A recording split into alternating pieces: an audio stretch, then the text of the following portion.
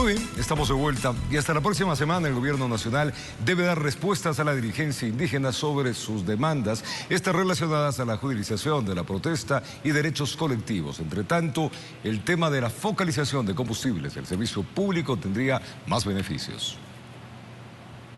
De delegados de la Fiscalía General del Estado, Defensoría del Pueblo, Consejo de la Judicatura, Corte Nacional de Justicia y Consejo de Participación Ciudadana y Control Social. Amenazaba con que no se instale la Mesa de Seguridad, Justicia y Derechos. Al final solo se hizo presente la Fiscalía. Que la justicia actúe independientemente. O sea, que no esté favoreciendo a un lado ni el otro lado. Más bien que actúe de manera muy neutral y que determinen, porque los encargados serán ellos, ¿no?, para determinar los casos. Para la dirigencia de la Confederación de Nacionalidades Indígenas del Ecuador, CONAIE, la presencia de varias entidades del sector justicia permitirá un mejor análisis sobre la suerte que puedan correr quienes están siendo judicializados por las protestas de junio e involucrados en aplicar la justicia indígena. Que hemos acordado hasta el día lunes al mediodía, desde el gobierno van a hacer una contestación a las propuestas que nosotros hemos planteado y el día miércoles nos reinstalamos nuevamente en esta mesa. También en la Mesa de Derechos Colectivos se entregó al régimen varias propuestas para que sean analizadas hasta el próximo martes y den una respuesta. En este caso, la autonomía técnica, administrativa y pedagógica del sistema de educación intercultural bilingüe. Paralelamente, la Comisión Técnica de Focalización de Combustibles hace números para determinar quiénes se beneficiarán. Nosotros hemos dicho que para el transporte público los actuales precios son los que deben mantenerse vigentes, ¿no? Con el objetivo de que no se incrementen estos valores para lo que es los pasajes, ¿no? Y sean afectados, digamos, los niños, escuelas, los jóvenes de colegio, los jóvenes universitarios, los trabajadores de la industria, del comercio y de los servicios, ¿no? Pero la CONAIE en días pasados hablaba de reducir todavía aún más los precios actuales. Para el caso del sector agrícola, sí. La Cámara Nacional de Derivados de Petróleos haciendo público el mejor mecanismo para la focalización de combustibles, que es la utilización de tarjetas de débito o equivalentes, ¿no?, que pueden ser emitidas, por ejemplo, por el Banco del Pacífico, con el DataFast o equivalente también, valga la redundancia. ¿Cómo se hace con tarjetas al momento? Exactamente. Cero costo, aplicación inmediata, porque los sistemas de tarjetas o de DataFast existen en todo el país. La que podría ser una solución viable, informó Héctor Romero. La Cámara de Distribuidores de Derivados de Petróleo advierten que si no se evalúan los porcentajes de ganancia por la venta de combustibles en el país, varias estaciones de servicio quebrarán y suspenderán sus actividades. Para rever lo que señalan como una eminente crisis, solicitan al gobierno cumplir con 3 peticiones. ¿Cuáles son? Enseguida se lo contamos. Los distribuidores de combustibles en Ecuador aseguran que el congelamiento del precio de la gasolina y el diésel les ha ocasionado una grave crisis, pues su margen de ganancias se mantiene intacto mientras los derivados de petróleo incrementan su valor. Esto ha ocasionado que el 48.8% de estaciones de servicio estén trabajando por debajo o a nivel del punto de equilibrio hacia abajo. Y eso tiene una complicación final, que ahí sí el desabastecimiento se produce. Para subsanar la crisis, este gremio solicita al gobierno la restitución de 5 centavos por galón de combustible. Estamos pidiendo que se nos suba los 5 centavos, que en algo compensa nuestra situación, y que se porcentualice, como es en cualquier parte del mundo, cualquier negocio. También exigen al Estado asumir los costos del transporte de los combustibles en las diferentes provincias y disminuir los porcentajes de retención del IVA. Porque no es lo mismo vender un galón de gasolina en Guayaquil, en Quito o en Cuenca, donde hay centros de distribución. El transporte cuesta 1 centavo, que vender un galón en Loja, en Ibarra o en el Oriente, donde termina costando 3, 5 o 7 centavos por galón. Informó Álvaro Terán. Se puede contarles que $300 millones pagará el Ministerio de Finanzas al IES hasta finalizar el año. Esto como parte de esta deuda histórica que mantiene el Estado con la seguridad social del país. En tanto, el IES contratará un auditor externo que va a definir incluso las deudas de la institución con prestadoras de salud privadas. ¿cuánto estamos pagando en este momento? De aquí a diciembre, 300 millones de dólares. Serán pagos progresivos los que el Ministerio de Finanzas realizará al IES. El primero se efectuaría en los próximos días. 61 millones de dólares nos deberían de dar la semana próxima. El resto en septiembre y antes de diciembre completamos los 300 millones. Obtenidos a través de préstamos con instituciones internacionales. Con un financiamiento multilateral, son créditos al 2% de interés a 20 años plazo con años de gracia, y eso es mejor que cualquier otra alternativa de mercado. Los montos a pagar corresponden a deudas desde el año 2011 en adelante y otra parte del periodo 2013 al 2016. Corresponden a devoluciones de IVA del año 2011, desde el 2011 en adelante. Luego también estamos saldando deudas por concepto de prestaciones de salud que han recibido los jubilados en el periodo 2013-2016. Para la cancelación se deberá contratar una auditoría externa, cuya asignación será tarea del IES. En la medida que el IES las va auditando, las vamos pagando. Ellos han ido escogiendo periodos de tiempo. Para el caso del IVA, escogieron desde el 2011 en adelante. Auditorías que contribuirían también al pago de deudas del IES con prestadores de servicio de salud privadas. Hoy día no se les puede pagar algunos, unos por falta de fondos y otros porque no existe la auditoría.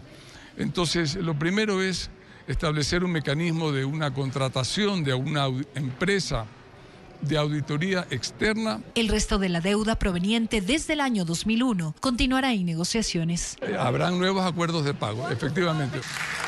Informó Sofía Vintimilla.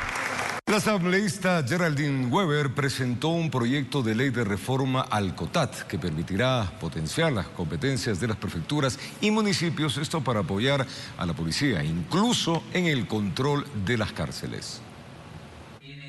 El objetivo es reducir el hacinamiento en las cárceles. Para ello, la asambleísta Geraldine Weber propone reformas al Código Orgánico de Organización Territorial, COTAT, de tal manera que los GATS provinciales estén en capacidad de implementar con asignación del Estado central o por alianzas público-privadas centros de privación de libertad para reclusos de mediana y mínima seguridad. Que lo que pasa actualmente, que están todos mezclados, que no ha habido un censo, que hay una sobrepoblación, y esto va a ayudar a que haya este censo, se reduzca la población en las cárceles y se pueda agilitar y descongestionar el sistema de rehabilitación social actual. A la par, este proyecto de ley orgánica reformatoria plantea darle mayor relevancia a los comités barriales de seguridad. El narcoterrorismo opera en las cárceles, opera en los barrios. Por eso esta ley también está consolidando y articulando acciones para que se creen los consejos barriales que van a trabajar de la mano de la Policía Nacional, de las Fuerzas Armadas, para ayudar en el combate. El proyecto está compuesto de 9 artículos, en los que se incluyen un total de 16 reformas, una disposición derogatoria y una disposición final. Y al gobierno central, obviamente como colegislador de la República, debe entender que acá hay 87 voluntades que se han pronunciado hace unos días atrás por un juicio político al Consejo de la Judicatura, materia de otra discusión. Pero en este proyecto vamos a contar con los 87 votos para reformar el COTAT. Eso no cabe duda. Informó Adriana Peralta. Es momento de una pausa comercial, amigos. Al regresar, la Contraloría General del Estado encontró supuestas falencias en el plan anual de compras del Hospital Carlos Andrade Marín en el año 2021. Ya regresamos con esta información y más.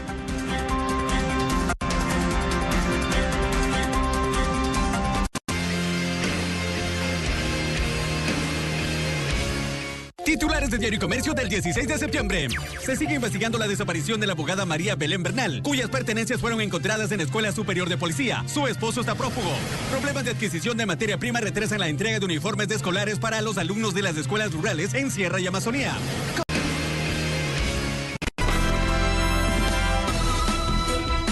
Gracias por su sintonía, amigos. La Contraloría General del Estado encontró supuestas falencias en el plan anual de compras del Hospital IES Carlos Andrade Marín en el año 2021. El presupuesto se redujo en más de 20 millones de dólares, lo que afectó la compra de medicinas e insumos. El plan no incluyó 10 medicamentos para el tratamiento de enfermedades catastróficas, raras y huérfanas. La Contraloría General del Estado halló lo que se presumía: supuestas falencias en la compra de medicinas en el Hospital del IES Carlos Andrade Marín. Iniciamos por el presupuesto para los medicamentos. Los recursos se redujeron de $39.730.000 a $19.477.000, por lo que se debió ajustar las medicinas de especialidades oncológicas y judicializadas. Esas asignaciones solo abastecían a un 38% del hospital. Se examinó la legalidad del proceso de abastecimiento de dispositivos médicos, insumos y medicamentos realizado entre agosto del 2020 y diciembre del 2021. La Contraloría dice que, por ejemplo, se programaron 416 adquisiciones de medicamentos, dispositivos e insumos médicos, de los cuales se realizaron únicamente 244, el 58,65% para la atención de algo más de 1 millón de pacientes. En la planificación se excluyeron 6 fármacos para tratar la artritis, esclerosis múltiple, leucemia, cáncer, trasplantes, etc. Y de 2 medicamentos se solicitaron cantidades mínimas que no cubrieron el stock anual. Recalcan que la farmacia no despachó las cantidades prescritas a pacientes con hipertensión pulmonar, cáncer, trasplantes, puesto que las existencias fueron insuficientes. Pero no es lo único. Además, esa planificación no incluyó 10 medicamentos para el tratamiento de enfermedades catastróficas, raras y huérfanas. Pero la falta de medicinas no es el único problema, sino también la falta de insumos. Kits de traqueotomía percutánea, gasas de algodón, kits para determinar el SARS-CoV-2, kits universales de anestesia, catéteres, batas de manga larga y suturas, entre otros insumos. El informe de auditoría señala que la decisión de menguar en $20.253.000 el financiamiento para las compras de 2021 se adoptó sin contar con los análisis respectivos. Hasta el momento, dicha Casa de Salud aún no se ha pronunciado. Informó Marilyn Jaramillo. Y los medicamentos y la atención oportuna sigue generando quejas de los usuarios de 2 centros de salud. Esto en la ciudad de Guayaquil, en la parte norte. La Coordinación Zonal 8 del Ministerio de Salud informó que los procesos de adquisición están en curso y que esperan que la próxima semana empiece el abastecimiento de las unidades. Valesca no paraba de llorar por el fuerte dolor estomacal que no solo le quitó el sueño a ella. Elizabeth dice que tenían más de 1 hora esperando atención. Está con vómito, diarrea, y le digo que está con cólico, está que llora, ya bota hasta una cosa amarilla lo que tanto vomita. Viene otro paciente, dice que está con cólico, ya un señor adulto, y lo hacen pasar. Debería tomar más asuntos, visitar a los sitios, las autoridades, verificar. Tras constatar nuestra presencia, en menos de 10 minutos la hicieron pasar. Esta es la receta que me mandan. 6 medicamentos. Sí, lo que tengo que todo es comprar afuera. ¿Cómo van a hacer si tienen la plata? Ese es el problema, que nosotros buscamos en su centro, lastimosamente hay personas que no tenemos trabajo. Para la presión sí hay, para la diabetes hay una, pero no hay la otra. Otro día no ha habido, ha estado todas las perchas totalmente vacías. Y en el caso de los exámenes, solamente el de sangre. Sí. Tengo que irme a otro lado. La situación no es distinta en el centro de salud de la cooperativa Juan Montalvo en el norte de Guayaquil. Hasta acá llegan cientos de madres de familia con sus pequeños hijos e incluso adultos mayores. Estos últimos, sin embargo, afirman que hay excepciones. No es que no hay o mandan afuera a comprar, no. Yo cada vez que he venido me dan todo mi medicamento. Desde la Coordinación Zonal 8 del Ministerio de Salud explican que se encuentran en todos los procesos. Sería cuestión de 1 semana, pues la externalización aún no llega a la fase de los centros y subcentros. Hemos tenido algunos nudos críticos, ¿sí? Porque como son compras centralizadas y nosotros compramos en grandes cantidades, los proveedores no están entregando al 100% los medicamentos que nosotros realizamos la compra, sino que los entregan de forma parcial. Y que con las compras masivas y otras acciones emergentes esperan tener abastecidas todas las unidades del sistema de salud pública. Con cámara de Juan Bustamante, informó Jorge Escobar. En la ciudad de Ibarra fue confirmado el primer caso de viruela del mono. Se trata de un paciente de 25 años de edad. Su familia no ha presentado síntomas y se encuentra monitoreada en cerco epidemiológico. El primer caso de viruela del mono en la ciudad de Ibarra, provincia de Imbabura, fue confirmado la tarde del jueves por las autoridades del Ministerio de Salud Pública. Se trata de un paciente masculino de 25 años procedente de la provincia del Guayas. El paciente se presentó el pasado lunes en una casa de salud de la provincia con ligeros síntomas correspondientes a esta afección. Presentó lo que es malestar general, erupción en la piel. Actualmente se encuentra en su hogar recibiendo medicina para aminorar los síntomas y monitoreado de forma permanente por el personal del Ministerio de Salud Pública. Además, 5 de sus familiares directos fueron sometidos al aislamiento de cerco epidemiológico de control. Deben mantenerse durante estas semanas para ir verificando cómo evoluciona, si aparecen o no lesiones. Su condición médica es estable y se espera que su recuperación completa se dé tras 21 días aproximadamente, tiempo en el cual las lesiones cutáneas desaparecen en su totalidad. Con realización de Paola Castillo, informó Mauricio Sánchez. Puede contarles que la OMS anunció que el mundo se encuentra cerca de llegar al fin de la pandemia del COVID-19. Expertos aclaran que eso no significa que el virus se haya extinguido, pero sí que podría tornarse endémico. Enhorabuena. Veamos. Nunca hemos estado en una mejor posición para poner fin a la pandemia. We're not there yet. Todavía no hemos llegado, pero el final está a la vista. De este modo, el director de la Organización Mundial de la Salud confirmó que el mundo se encuentra cercano a superar la pandemia del coronavirus. Y es que las cifras son alentadoras. Durante la última semana se registró un 22% de disminución en las muertes que causa el virus, menos de 11.000 desde que inició la emergencia sanitaria en marzo del 2020. Sin embargo, el anuncio no significa que el virus deje de existir. Pasa a ser el coronavirus parte de las infecciones respiratorias que permanecen en la historia. Lo que quiere decir endémico es que nosotros ya podemos anticiparnos a cuándo se podrían dar estos brotes. El Organismo de Salud Mundial reconoce que gran parte de la contención de la pandemia se debe a la realización de las campañas masivas de inoculación, premisa con la que coinciden especialistas nacionales. La recomendación, colocarse las 4 dosis, esperar quizá una dosis actualizada para Omicron y vacunarnos cada año, que sería lo ideal.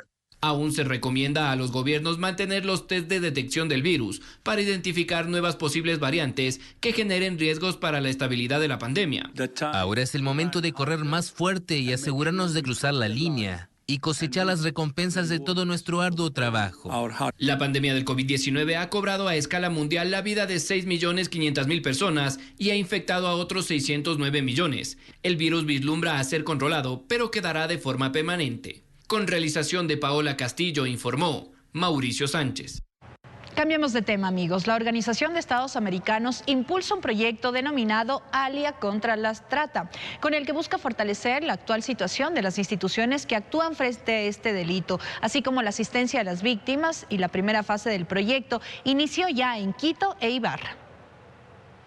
En el Ecuador, el Código Integral Penal establece 8 modalidades de trata de personas. De estas, la explotación sexual y laboral son las más comunes, en donde el tratante busca obtener beneficios de terceros bajo amenazas o chantajes, siendo las principales víctimas mujeres. Según expertos, la percepción de que el delito de trata de personas ocurre únicamente en lugares fronterizos o con ciudadanos extranjeros es errónea, pues en su mayoría el delito ocurre dentro del país, ya que 7 de cada 10 víctimas son ecuatorianas. Los victimarios, los que cometen este delito, no necesariamente son grandes estructuras criminales sofisticadas, sino que también puede ser que sean personas muy cercanas a la víctima, podrían incluso ser amigos cercanos o incluso ser parientes. Uno de los problemas que las autoridades se enfrentan son las estadísticas sobre la trata de personas, pues las cifras no reflejarían la realidad del delito. En Fiscalía existiría aproximadamente unas 700 denuncias. Existe un medio que es la coerción, que es la fuerza, que es el engaño, ¿no es cierto? Este medio lo que hace es engañar a la víctima, lo que hace es someterla para que ella no pueda denunciar. Y entonces se habla que por cada una víctima de trata puede haber 10 víctimas adicionales. En este marco, la Organización de los Estados Americanos, a través de su Departamento de Seguridad Pública, impulsa el proyecto Aliados contra la Trata, que en una primera fase inició en Quito e Ibarra, con el que buscan fortalecer la actuación y las labores de distintos sectores del Estado, sociedad civil y prestadores de servicio para enfrentar de manera coordinada la investigación del delito y asistencia a víctimas. Los ejes de nuestro proyecto son estos tres, trabajar obviamente mejorando el marco normativo, porque hay cositas en las leyes ecuatorianas que deben ser mejoradas. El segundo eje es de nuestro proyecto es trabajar en las capacidades humanas, en las personas que trabajan en este tema. Y el tercer eje de nuestro proyecto es trabajar en lo local. En el país, el delito de trata de personas es castigado con hasta 26 años de prisión en caso de la muerte de la víctima, informó José Mendieta. Y con la participación de autoridades nacionales y familiares del Estado ecuatoriano, pidió disculpas públicas por la desaparición de Luis Huachala, hecho ocurrido en 2014 en Hospital Psiquiátrico de la ciudad de Quito. El acto se hizo en base a una sentencia de la Corte Interamericana de Derechos Humanos por la responsabilidad del Estado en este caso. El Estado pidió disculpas públicas a la familia de Luis Eduardo Huachala, desaparecido hace 18 años, cuando fue internado en el Hospital Julio Endara. Sufría de epilepsia y desde allí fue como si se lo hubiese tragado la tierra. Nunca más lo encontraron. Les informaron que se había escapado de la casa de salud y la búsqueda se tornó incesante. El acto se dio en cumplimiento de la sentencia de la Corte Interamericana de Derechos Humanos, responsabilidad internacional de Ecuador en esa desaparición. Como Estado nos comprometemos a tomar las acciones necesarias dentro del marco de nuestras competencias como Autoridad Sanitaria Nacional para que casos como el de Luis Eduardo, ocurrido en el año 2004 y que fue denunciado sucesivamente en los 4 gobiernos anteriores, no ocurran nunca más. Por su parte, Nancy Huachala Chimbo, hermana del desaparecido, en medio de la nostalgia dijo que no se sabe absolutamente nada de lo ocurrido con su familiar. Agradeció por haber llegado hasta esta instancia.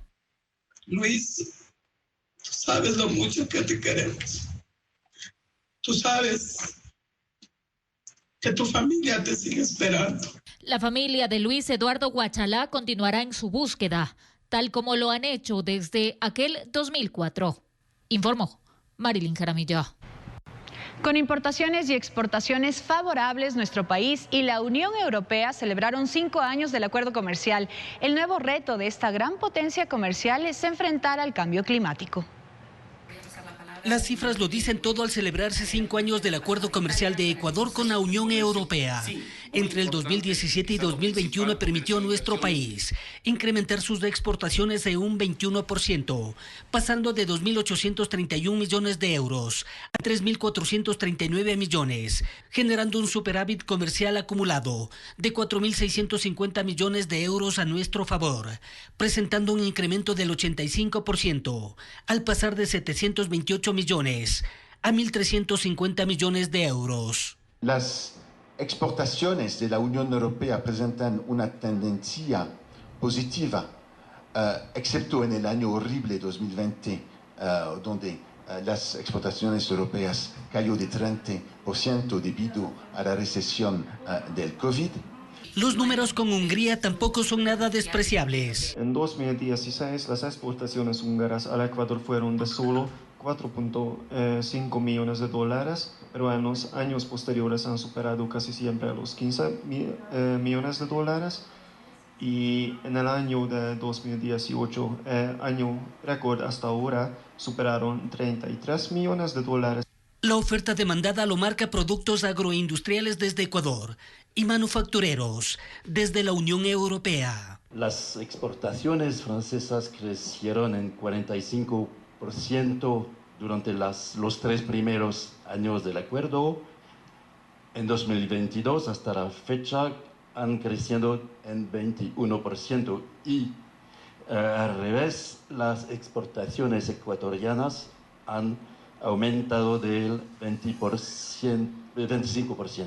El comercio bilateral con Italia ha significado 950 millones de dólares, con un crecimiento del 27% en relación del 2020. Ecuador exporta excelentes productos agrícolas en el mar, mientras que el rubro más importante de las exportaciones italianas al país son las maquinarias.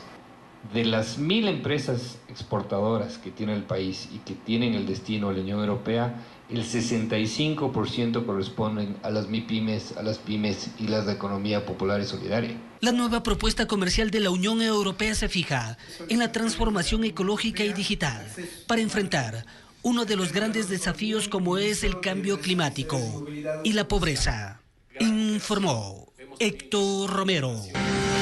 Y al retornar estaremos en la segunda parte de nuestra investigación y como un proceso vicioso calificó el presidente de la Casa de la Cultura el convenio que se mantenía con el Ballet Ecuatoriano de Cámara y el cual desde el año 2021 no fue renovado. Con esta información y otras, ya venimos, una pausa. 19 horas. Y lo que quiere es terminar con Ballet Ecuatoriano de Cámara. Era necesario dar por baja un proceso altamente viciado. El señor Guarderas ha sido director del ballet desde hace 40 años atrás.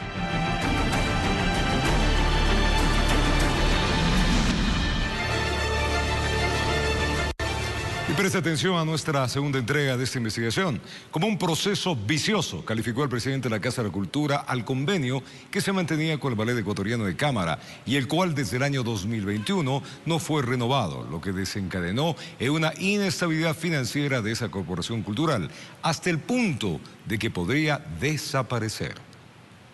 Asumió un antropófago del arte, es decir, la Casa de la Cultura, ¿ya? Y lo que quiere es terminar con Ballet Ecuatoriano de Cámara. Son las declaraciones de Rubén Guarderas, director del Ballet Ecuatoriano de Cámara, en el contexto de la suspensión del pago de más de $1 millón que recibían a través de la Casa de la Cultura por un convenio que era renovado anualmente hace más de 20 años. Una asignación de fondos estatales a una corporación privada que fue cuestionada por la Casa de la Cultura. Nos preguntamos permanentemente por qué a ellos les entregan $1 millón, $2 millones anuales y el resto del sector artístico no puede recibir un solo centavo. Pero que terminar cualquier tipo de relación con el Ballet Ecuatoriano de Cámara habría sido una demanda del sector cultural. Era necesario dar por baja un proceso altamente viciado con altísimas observaciones ante la Contraloría, políticamente cuestionable, que no le representa nada para el sector cultural. Pero el señor Guarderas ha sido director del ballet desde hace 40 años atrás. Nunca se cambió de director. ¿Por qué no se hacían concursos para cambiar al director si es un recurso público? Se refiere a irregularidades que fueron observadas por la Contraloría General del Estado y que constan en 2 informes de auditoría, uno de 2010 y otro de 2015, que entre los resultados están gastos sin documentación sustentatoria, ingresos por presentaciones artísticas no depositados a las cuentas del ballet, entre otras, pero que Guarderas justifica. Lo que estaba allí en discusión son los fondos propios que utilizó el ballet y que teníamos nosotros planteado en una cuenta aparte, que se llevaba como cuentas aparte, ¿ya? Y por eso es que al justificar esas acciones, el Contraloría desvanece también esa auditoría. ¿Pero por qué con esos antecedentes no se suspendió desde antes del convenio con el Ballet Ecuatoriano de Cámara? Fernando Fiallos, un ex administrativo de esa corporación, sostiene que no hubo control del Estado sobre los fondos que se entregaban. Quedó a la total y absoluta y libre discreción del señor Rubén Guarderas Gijón el uso de esos recursos. Entonces, esa falta de control es lo que se refleja en los informes de la Contraloría General del Estado, ¿no? Depósitos de ingresos del ballet en cuentas personales, uso de recursos adquiridos con fondos públicos para uso personal. Una vez que la Casa de la Cultura dejó de renovar el convenio con el Ballet Ecuatoriano de Cámara, el presidente de la Casa de la Cultura dijo que firmaron un último acuerdo en beneficio de los trabajadores de esa corporación. Para que el Ballet Ecuatoriano de Cámara pueda cerrar sus compromisos, pueda pagarles de manera digna a sus trabajadores y pueda cerrar sus relaciones laborales. Con esos $700,000 se cubrieron los sueldos de julio a diciembre de los bailarines. De ninguna manera se podía haber liquidado La liquidación a los empleados del ballet cuesta alrededor de $1.200.000. 4 décadas de movimientos y expresiones artísticas del ballet ecuatoriano de cámara resultaron dependientes del Estado, ya que ahora, sin un convenio que garantice fondos anuales, el ballet agoniza. Informó Andrea Navarrete. Una verdadera pena. El Aeropuerto Internacional Mariscal Sucre de Quito alcanzó la acreditación de nivel 4 de 5 posibles. Enhorabuena.